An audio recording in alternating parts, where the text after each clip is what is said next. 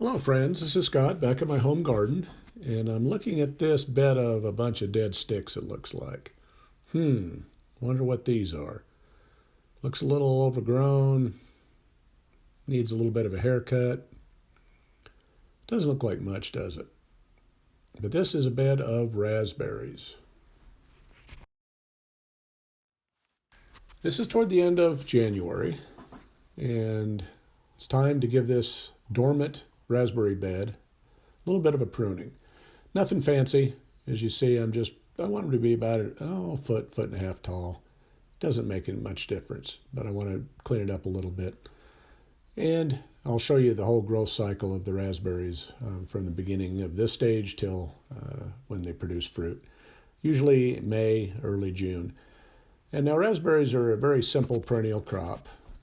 They don't take much. I add compost, and I do the backdeeding method, so I do put wood chips in here. But for fertility, I just add my own fresh compost, or homemade compost, in the fall, and I'd top it with leaves.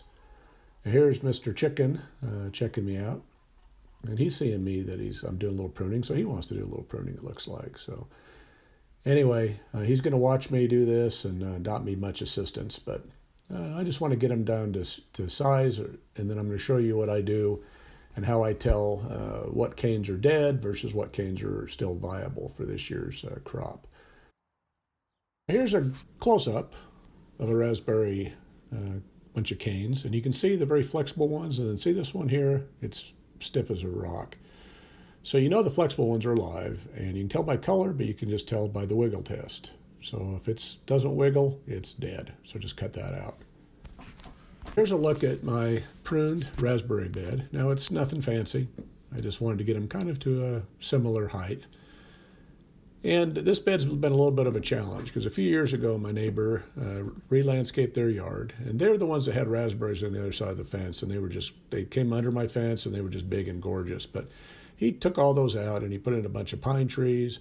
And as you see, there's lots of open space along the fence line. So I believe that the raspberries do not compete well with especially pine tree roots. So it's kind of killing this bed off. About March, you start seeing the raspberries. The leaves start coming out.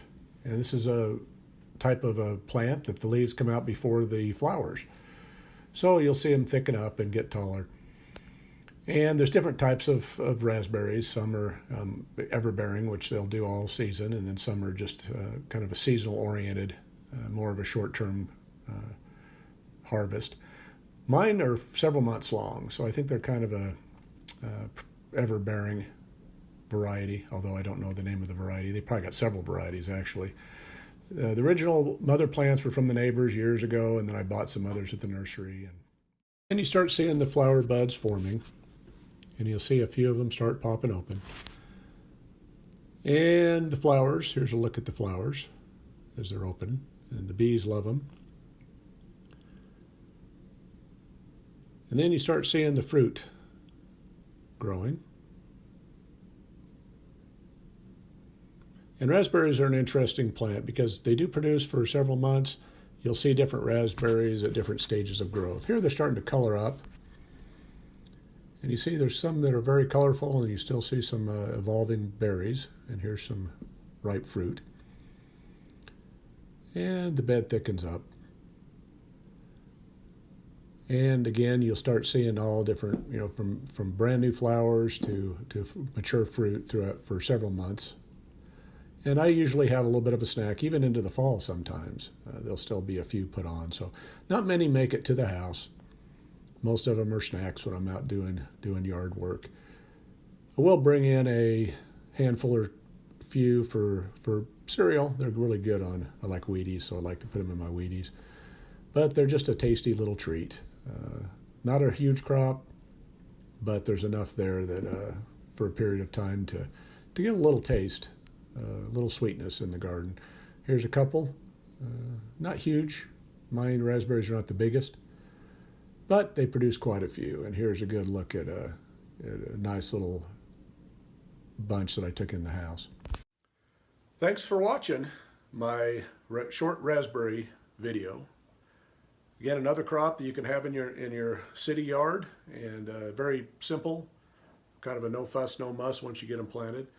Now, if you want to add raspberries to your garden, the spring is the best time. You can buy them bare root, or you can buy them in containers once they start sprouting. Bare root are as simple as you just soak them in water for a couple hours and then just dig holes. Get some good planting mix and some compost, and then dig holes and just plant them in there and water them in good. Naturally, birds, when they eat them, they'll poop out seed throughout the yard, and so you'll always have some extras that you can always dig up and move.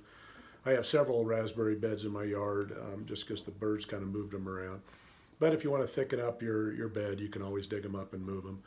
But again, they don't do well with competition, so I put them in an area where you're not going to have a lot of tree roots and things like that, because it doesn't appear that they do really well.